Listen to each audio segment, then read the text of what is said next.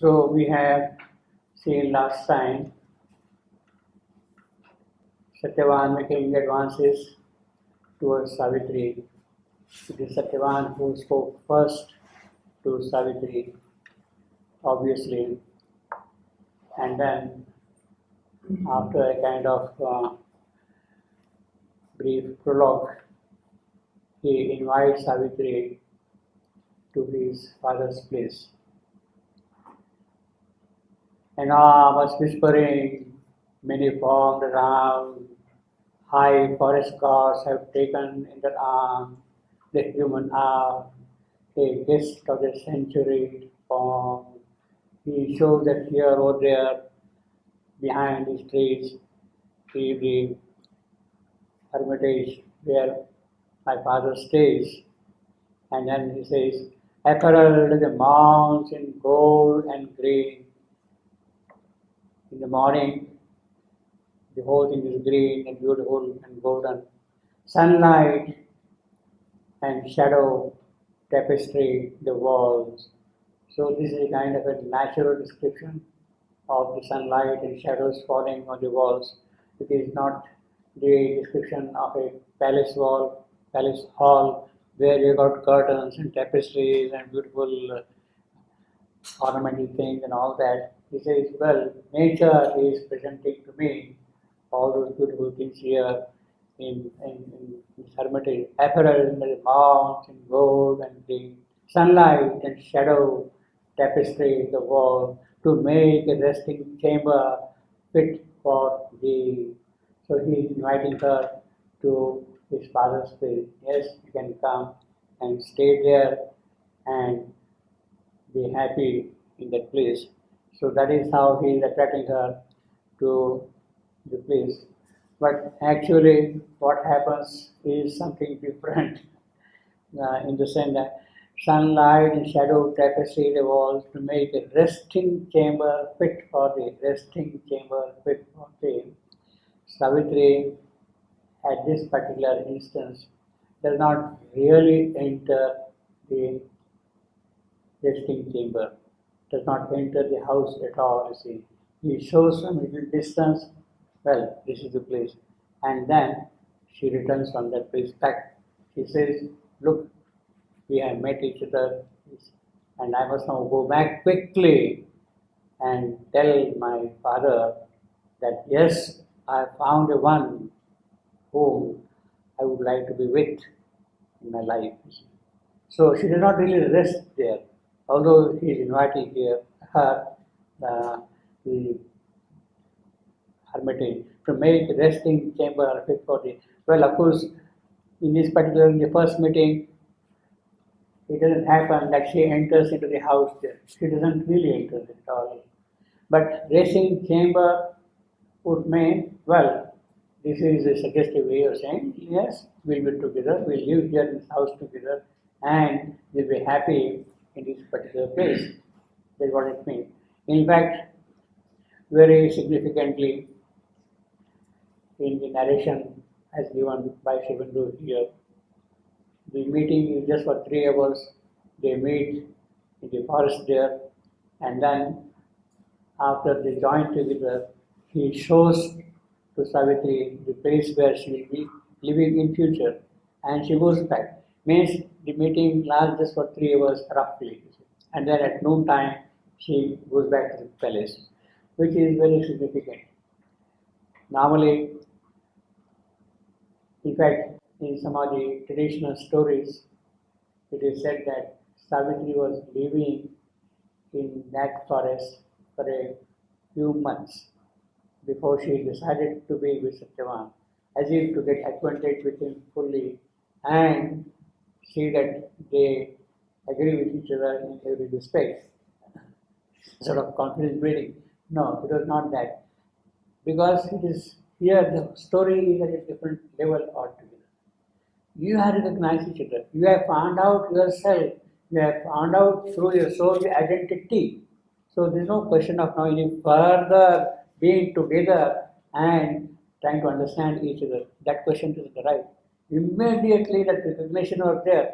Yes, we have been together through lives and lives. It's not for the first time you are meeting, something has awakened in them, the spark of love has kindled something in them, and they have understood, yes, we have been together. So there is no question of Savitri staying for it, not even for a day there. She just walks back, so to say. That is very good. Therefore, she goes quickly here. And then awhile she paused as if hearing still his voice, unwilling to break the charm. Then slowly spoke. That is Savitri in response to Satyavan's introduction, advances. She first remains quiet. She is kind of absorbing, assimilating what he has been saying, as if the whole thing is sinking into her soul. Yes, yes, yes. And she is contemplating, musing, absorbing all that he is saying to her. And therefore, musing, she answered, I am Savitri, princess of Mathura. Who art thou? What name musically on earth expresses thee to men? See, short, quick sentences, sharp sentences. I am Savitri. Finished. Very sharp, quick. Princess of Mother. Again, very short sentence. Who art thou? Immediately, yes, yes, we have been seeing here now, mate. Who are you? Where are you coming from and all that? What name musical on earth expresses thee to men? By what name you are called amongst your colleagues, your friends, your peers, your elders? What is your name? That is what she is asking him immediately. So very sharp, quick, brief sentences in contrast to the long speeches which Satyavan was making. She is very brief and very sharp. And Savitri, princess of Mathura. She has introduced herself as one coming from the kingdom of Mathura. In fact, that is where Savitri was born. Now, Mathura is a difficult place to locate. Google Map use some kind of a location for the old Mathura. But basically, I believe, according to a small hint brought by Shevandu in Savitri says, Alakananda's waters flow. It is as if it is on the banks of Alakananda. Alakananda is a river. Alakananda. Alakananda. Alakananda. That is the name of a river. It is a river which joins Ganges in the lower Himalayas. In the lower Himalayas, it joins Ganges. And the confluence where Alakananda and Ganges meet, that place is called Deva Prayag. Deva Prayag, the meeting of the gods. Prayag means joining together. So the Ganges is flowing here, and Alakananda is meeting the Ganges at that place. So it is on the banks of Alakananda, this city of Mathura is placed actually. Now, therefore, she is already introducing that look, I am coming from a royal family. My father is a king. He is the king of the Mathura land, and here I am, so to say. In fact, we have a very beautiful description of Mathura a little later. There are 2 or 3 places, but let me show you one particular one. In the book 6, Canto 1, Book of Fate, the opening part of the Book of Fate.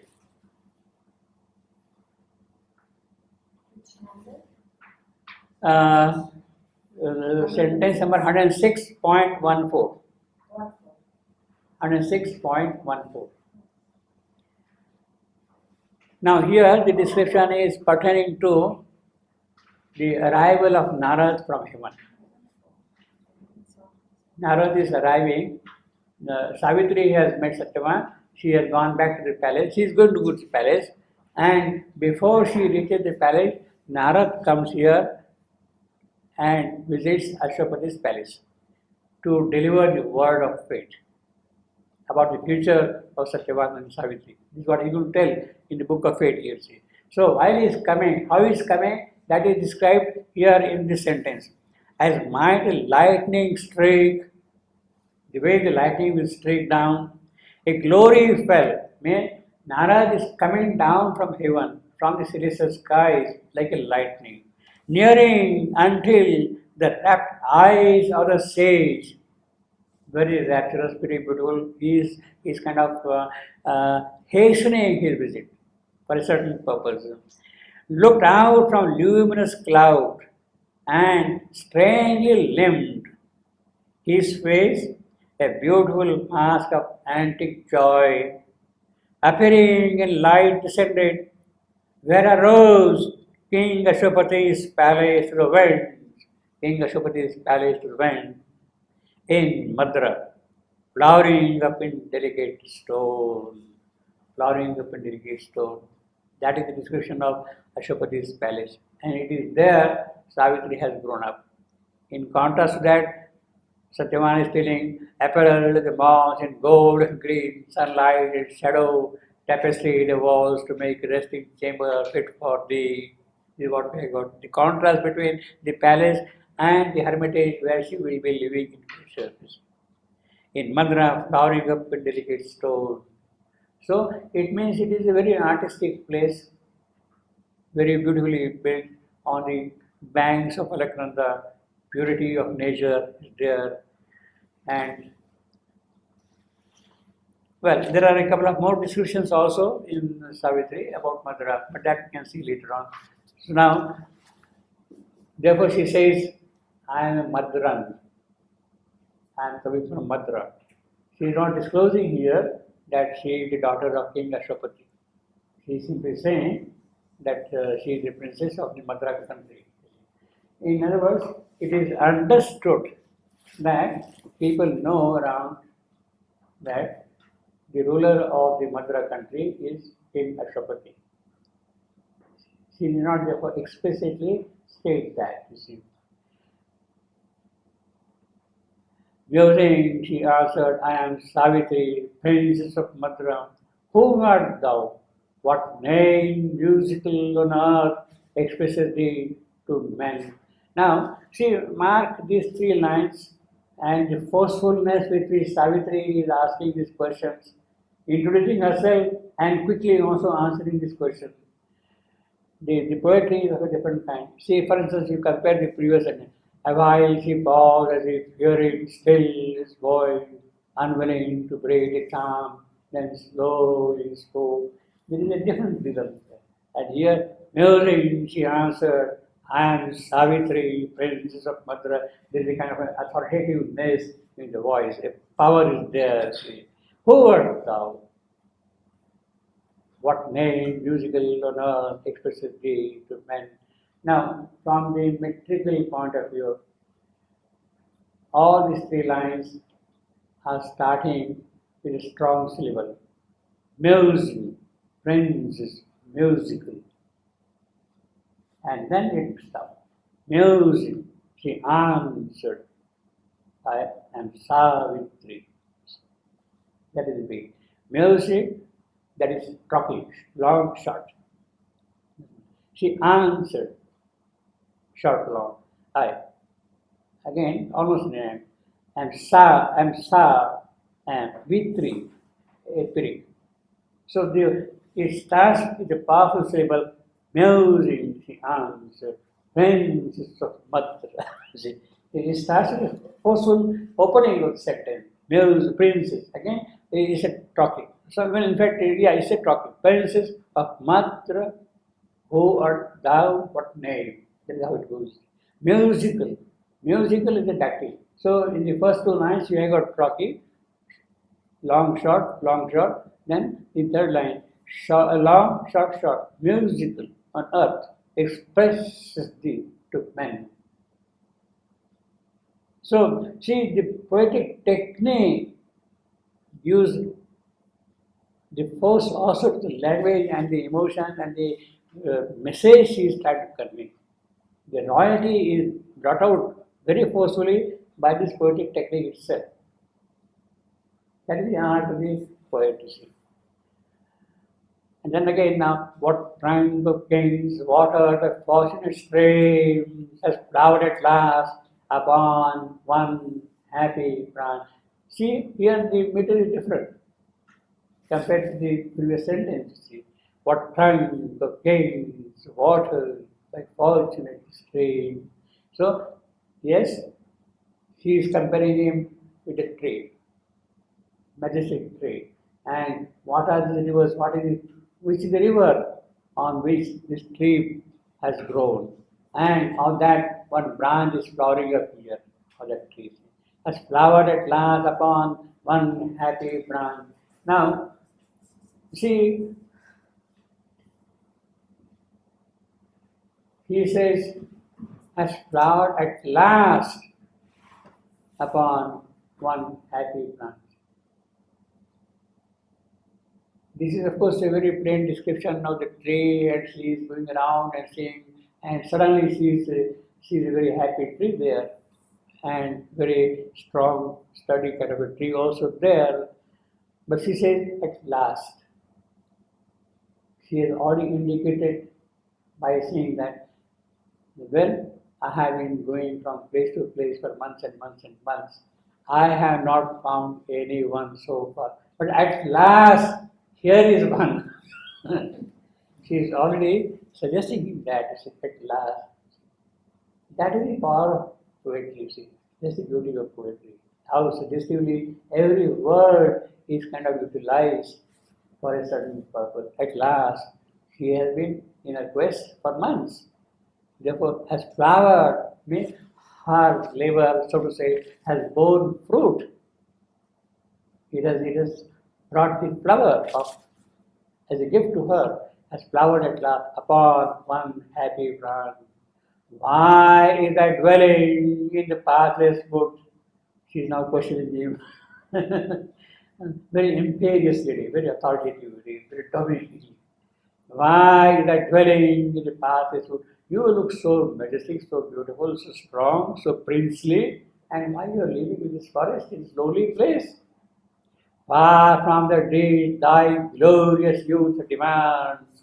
I see something very noble and strong, sturdy and majestic in you. Why you are living in this forest, in this lonely place here? Haunt of the anchorites, and us wilder brood. Haunt of the anchorites. This is a place where the recluse would come and stay, where people who had given up their worldly life, they would come and stay here, either they or the wilder brutes, the animals, tigers, deer, all kind of people. They are the people who stay in this forest land here while you are living in this lonely place. That is a kind of a natural question to her. Why is that dwelling in the pathless wood? Here there are no paths at all there. Because hardly anybody was there to walk. Hardly there was a plough which was put to soil there. Far from the day that glorious youth demand. You look really very majestic and lofty, and you are living where people who have retired from life would come and stay. You are not retired from life. The whole life is there ahead of you. Why you are here? Where only the witness self thou roamest. So it is your own soul which is the witness of all these things, and it is that who is accompanying you. You are witness, that is Sakshi, in nature's great unhuman loneliness, surrounded by enormous silences and a blind murmur of primeval calm. Yes, the whole place is calm, calm, calm, tranquil, not a sound of human creature, unhuman loneliness. Blind murmur, it doesn't see life at all. What you have are only trees rustling with the leaves, the birds, the animals, that is all. Whereas the rivers, murmuring rivers and like that, you see. There are no other human voices there at all. Unhuman loneliness. Now,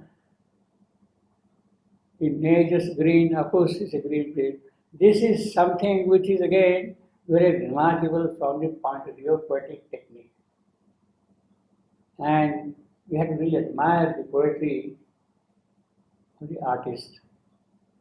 He said, unhuman. Unhuman does not exist. It is not a dictionary word at all. it is inhuman. But inhuman would convey a very wrong sense.